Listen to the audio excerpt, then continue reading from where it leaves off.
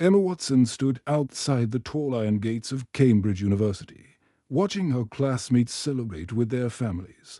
The warm June sun shone on her black graduation gown. But she felt cold inside. In her trembling hands, she held two white envelopes that would decide her entire future.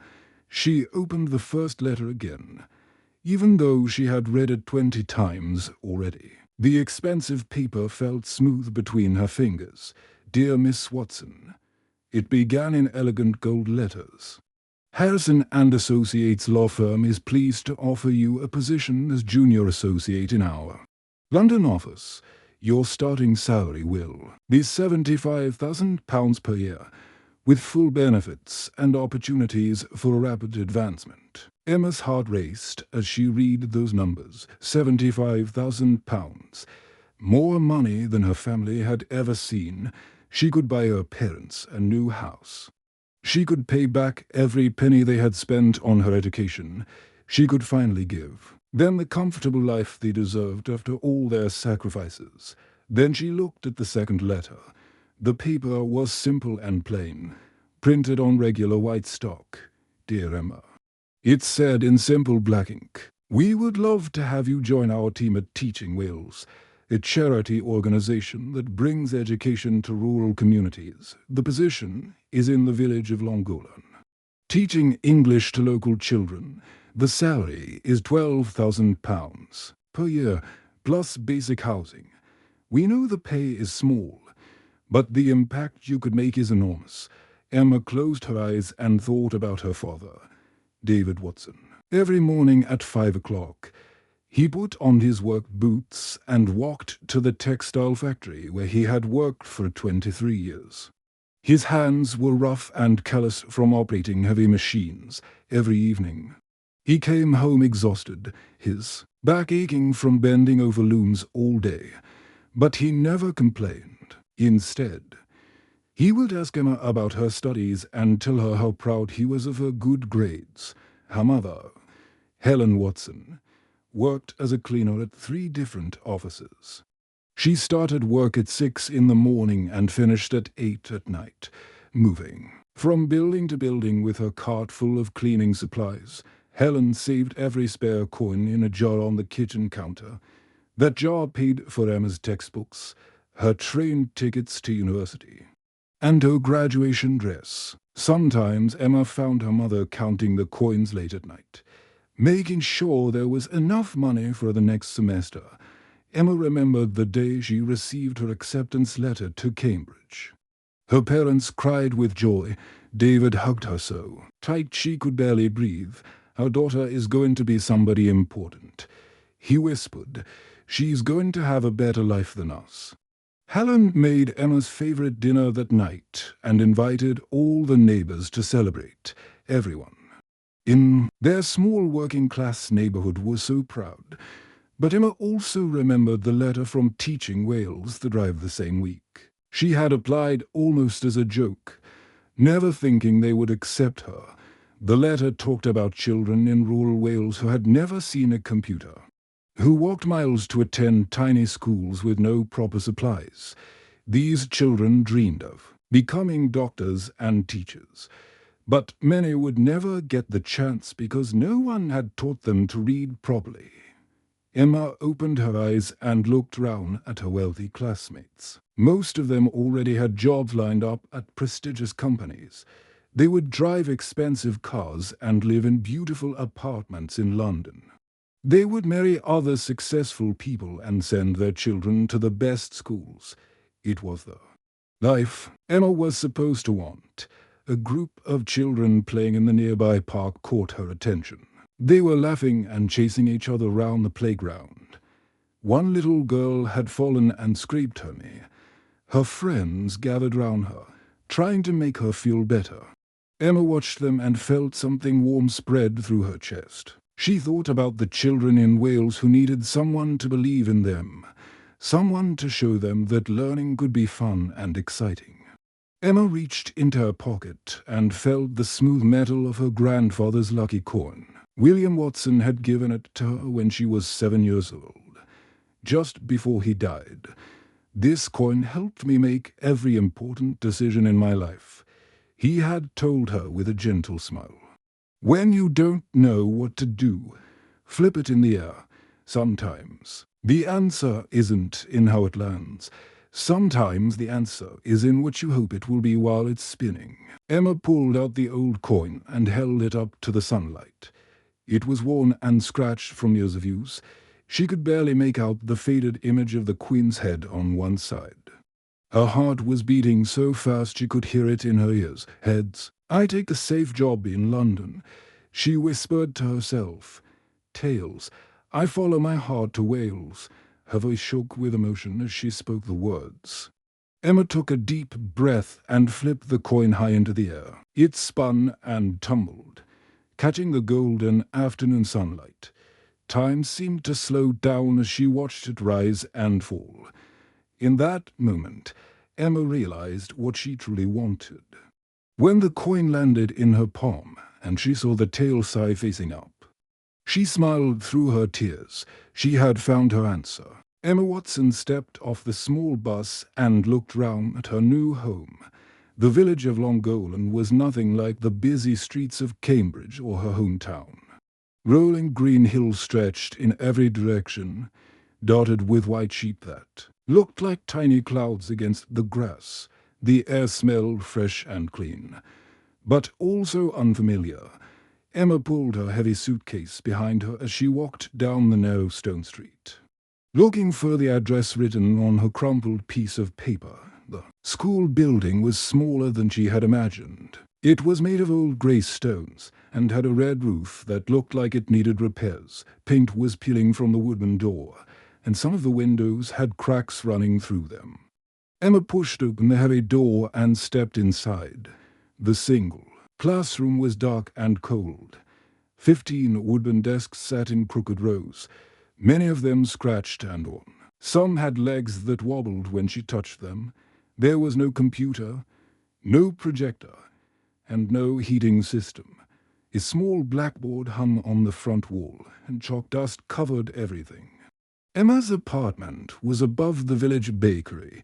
She climbed a narrow staircase and unlocked the door to find 2 tiny rooms. The bedroom had a single bed with thin blankets and a window that looked out at the sheep fields. The kitchen was so small she could touch both walls with her arms stretched wide. There was no internet connection, no television, and the phone line kept cutting out when the wind blew too hard. Emma sat on her bed that first night and wondered what she had done. The next morning, Emma walked to school early to prepare for her first day of teaching. She had brought some of her university textbooks and planned to teach the children the same way her professors had taught her.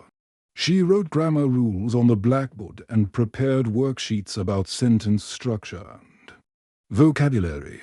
She felt confident that her excellent education would help these children learn quickly. At 9 o'clock, the school door opened and children began to file in. Emma was shocked by what she saw.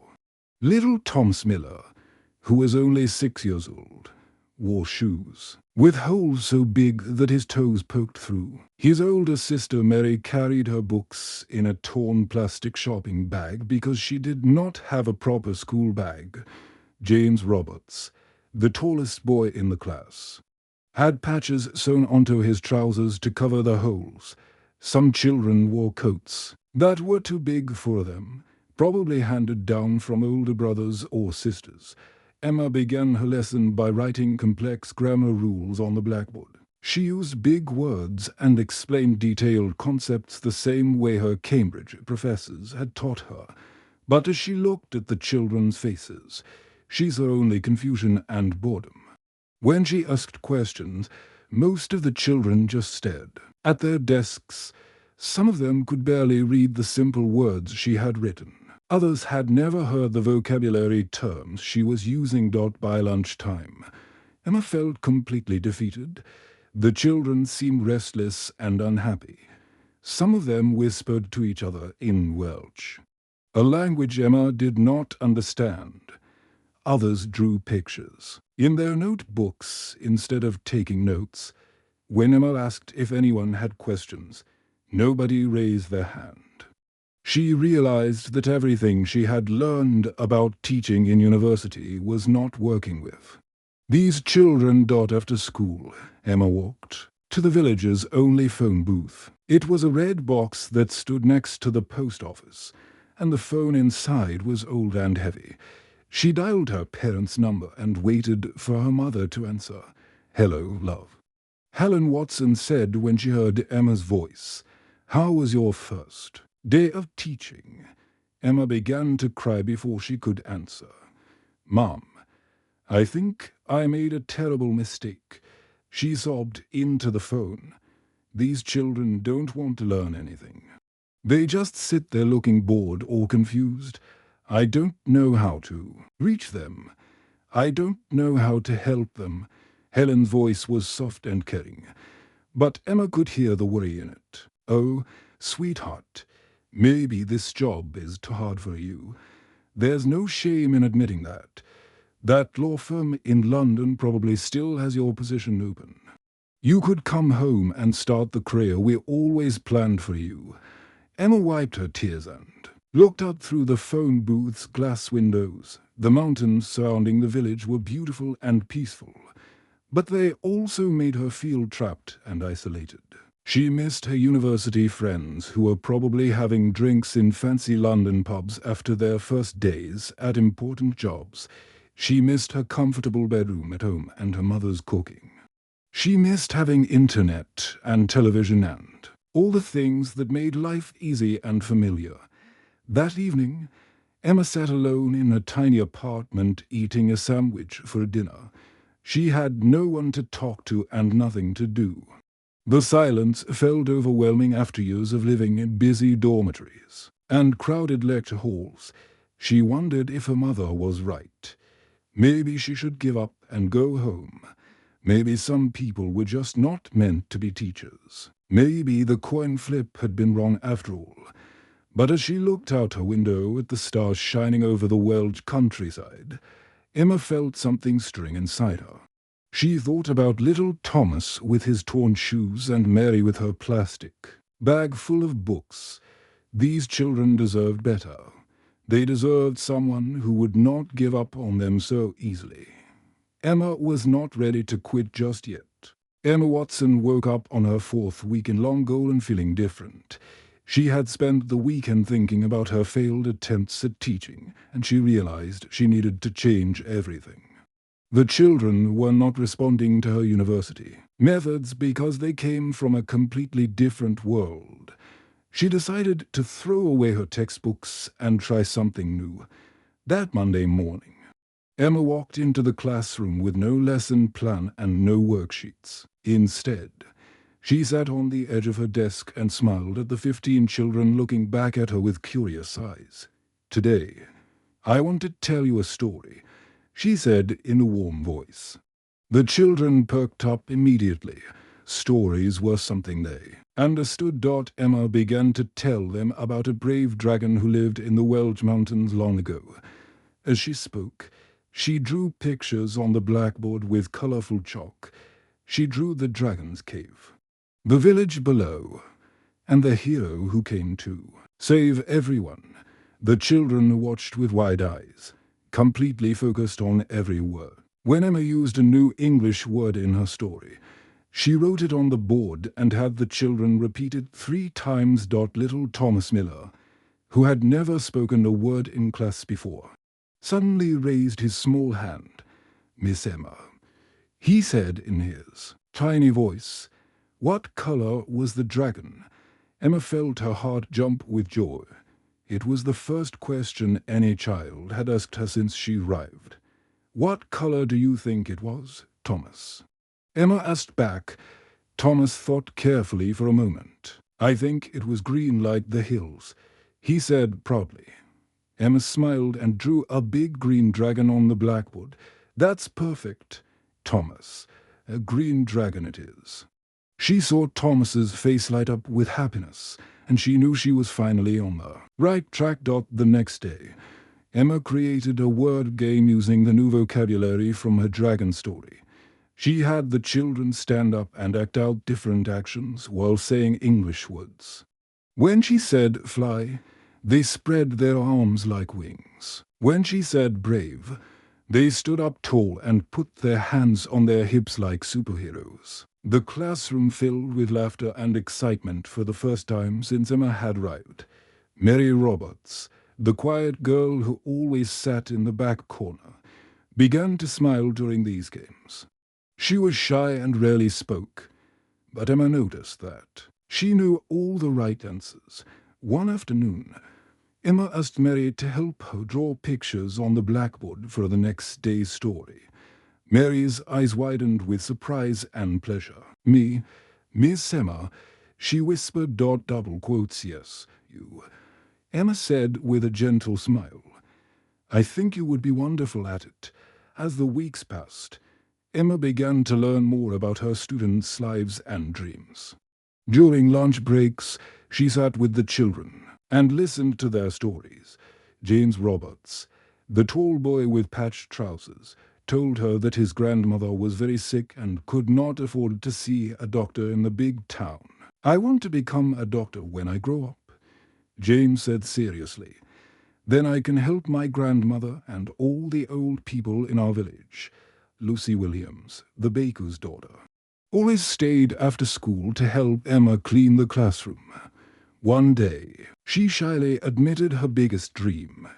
I want to be a teacher just like you, Miss Emma, she said while erasing the blackboard. I want to help children learn new things and tell them stories that make them happy. Robert Jones, whose father owned the sheep farm, surprised Emma with his ambition. I want to study engineering. He told her one afternoon, I want to learn how to build better houses for everyone in our village. Houses with heating and big windows and strong roofs that don't leak when it rains. Emma felt her heart fill with warmth as she listened to these children talk about their hopes and dreams. They were not the unmotivated students she had first thought they were. They were bright, curious, and full of potential. They just needed someone to believe in them and teach them in a way they could understand. One afternoon, Mrs. Williams from the village shop knocked on Emma's classroom door. She was carrying an old laptop computer in a dusty box.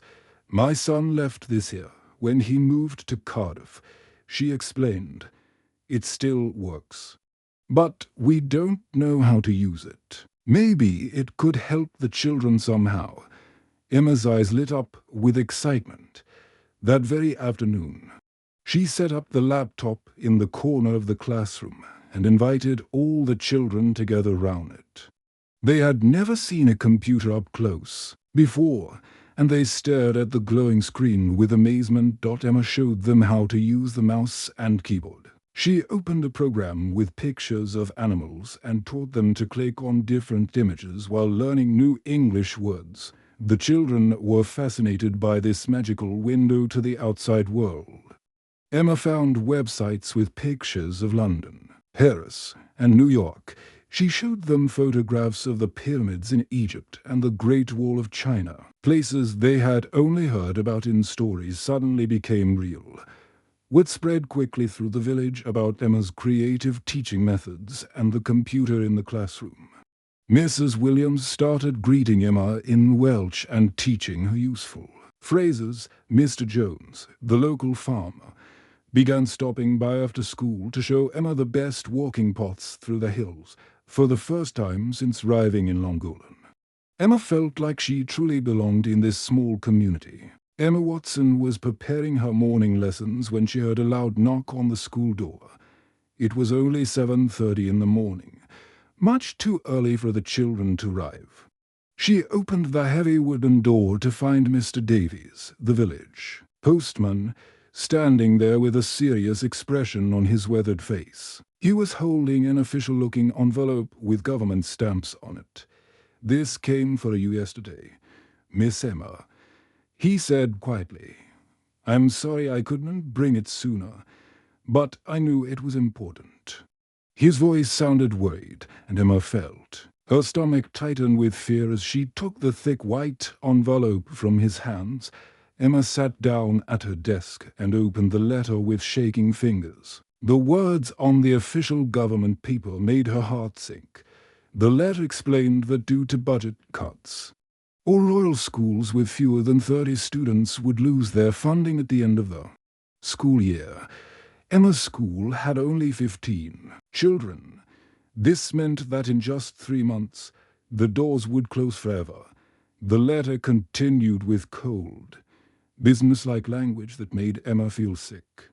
The children would be transferred to the regional school in Wrexham, a town that was 2 hours away by bus each morning and 2 hours back each evening. Parents would need to pay for transportation costs and provide lunch money for their children to eat in town. The government expressed regret for any inconvenience this might cause. Emma put her head in her hands and began to cry. She thought about little Thomas Miller, whose family could barely afford to buy him proper shoes. How could they pay for daily bus rides to another town? She thought about Mary Roberts, who was just beginning to gain confidence and speak up in class. Would she survive in a big school with hundreds of other children? She thought about James, Lucy, and Robert, who had such big dreams for their futures. Without education, those dreams would die. When the children arrived at school that morning, Emma tried to act normal, but they could see that something was wrong. Her eyes were red from crying, and her hands shook as she wrote on the blackboard. During lunch break, James Roberts approached her desk with a concerned look on his young face. "Miss Emma, are you sick?" he asked. "You look very sad today." Emma wanted to tell him the truth, but she could not bear to break the children's hearts just yet. "I'm fine, James," she said with a forced smile. "Just a little tired today." That evening, Emma sat in her tiny apartment surrounded by stacks of law books that she had kept from university. She remembered her father David working double shifts, and her mother Helen saving every penny for her education. She had studied law to help people fight against unfair treatment. Now it was time to use everything she had learned. Emma spent the next 2 weeks researching education policies and government regulations. She wrote detailed letters to members of Parliament, explaining how closing rural schools would hurt children and destroy communities. She contacted the Minister of Education, local council members, and anyone else who might listen. She used all the legal knowledge she had gained at Cambridge to build a strong case for keeping the school open. When writing letters was not enough, Emma decided to contact the media. She called the education reporter at the Guardian newspaper in London and told him about the village school that was about to close. She explained how 15 bright children would lose their chance at education because their families could not afford to send Ham to school in another town. 3 days later, a young reporter named Michael Thompson arrived in Llangollen with a camera and a notebook. He interviewed Emma and several of the children, taking pictures of the small classroom and the children's artwork on the walls. He spoke with parents about how much the school meant to their families and how closing it would affect their lives. The newspaper article appeared on a Sunday morning with the headline "Village School Fights for Survival." The article included a large photograph of Emma standing in front of her classroom, with all 15 children smiling behind her. It told the story of a young teacher who had given up a high-paying job in London to help children in a remote Welsh village. Within days of the article being published, Emma's phone began ringing constantly. People from all over Britain wanted to help save the school. Boxes of books, pencils, and paper began arriving at the village post office. Someone donated 3 computers. A retired teacher from Manchester sent art supplies. A businessman from Birmingham paid for new desks and chairs. The story spread to television, news, and social media. Emma created a simple website where people could learn about the school and make donations. Messages of support poured in from teachers, parents, and students across the country. A famous children's book author visited the school and read stories. To the children, local politicians who had ignored Emma's letters suddenly wanted to meet with her.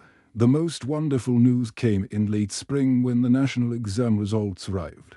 Thomas, Mary, and James had all passed their tests with excellent scores. They had earned scholarships to attend the regional high school in Cardiff, with all their expenses paid by a charity organization that had read about their story.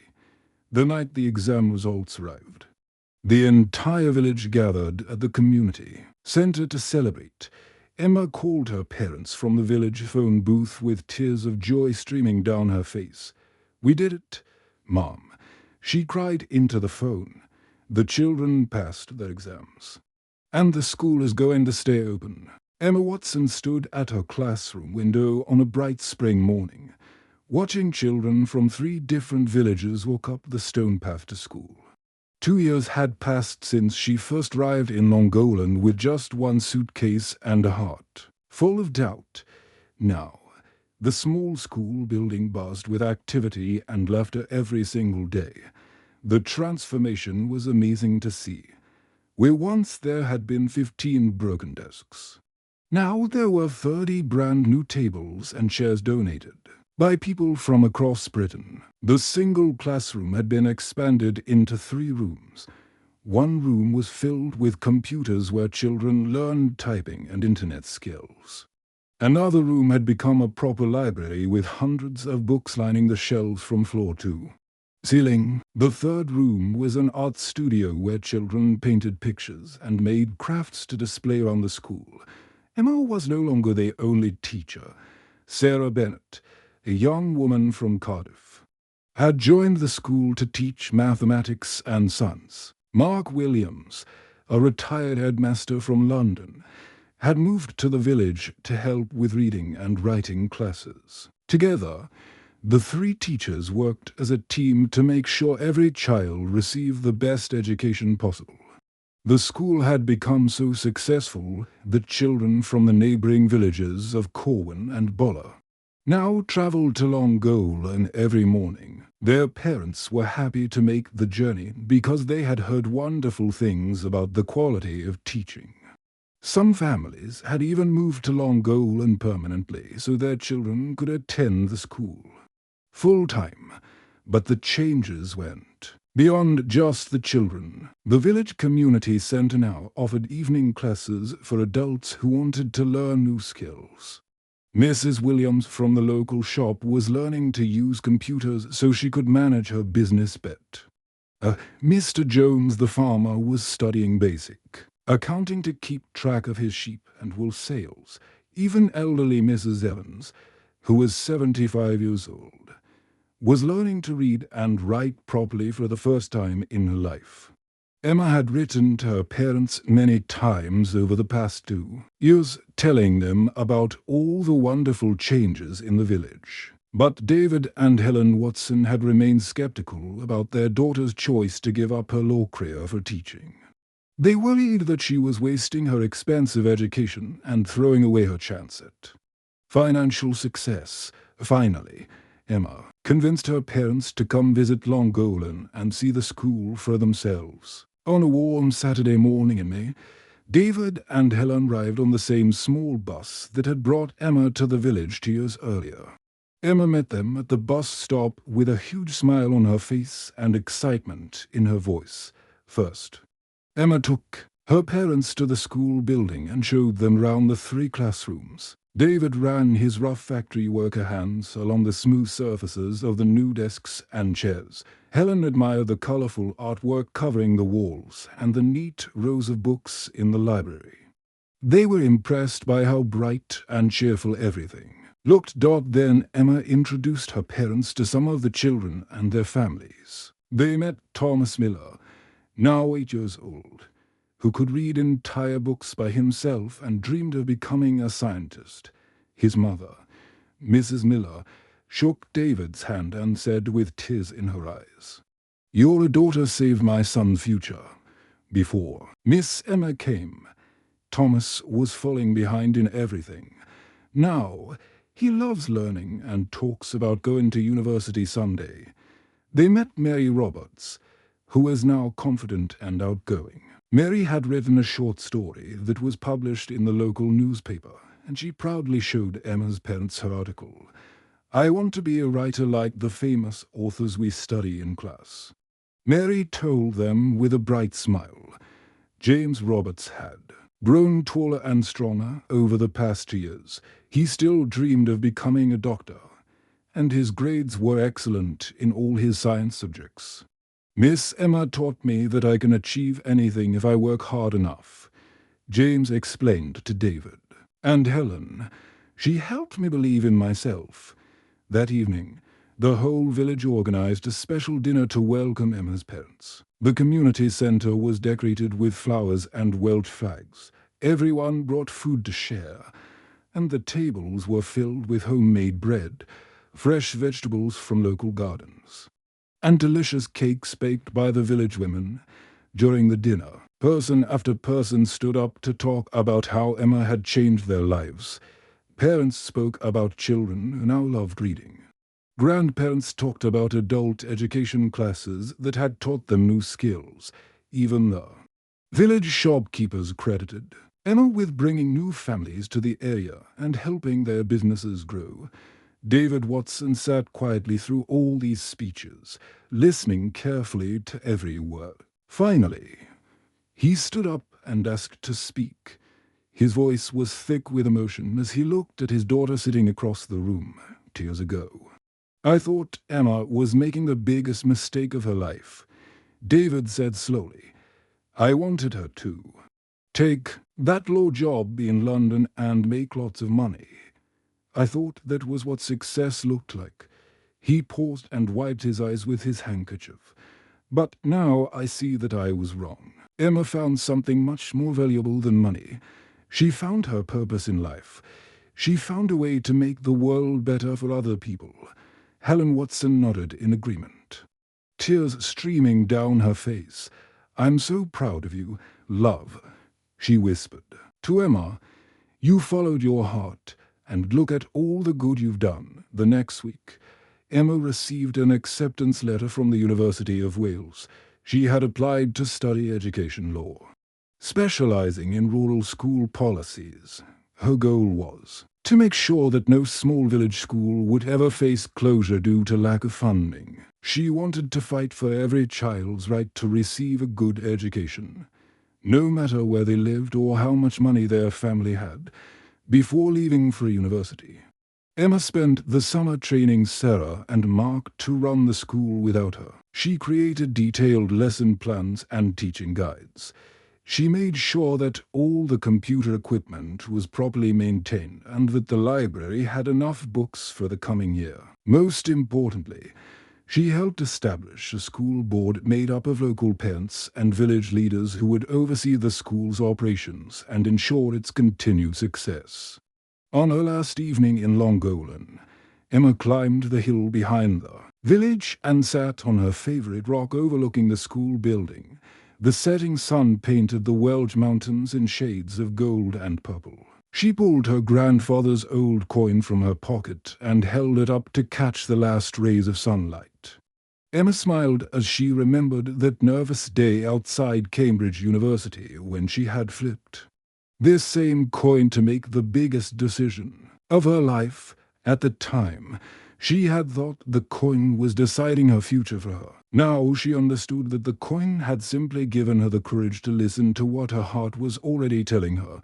She thought about Thomas, Mary, James, and all the other children whose lives had been changed by education. She thought about the new teachers who would continue the work she had started. She thought about the village that had welcomed a scared young woman and helped her discover her true calling in life. As the stars began to appear in the darkening sky, Emma knew that leaving Llangollen was not an ending but a beginning.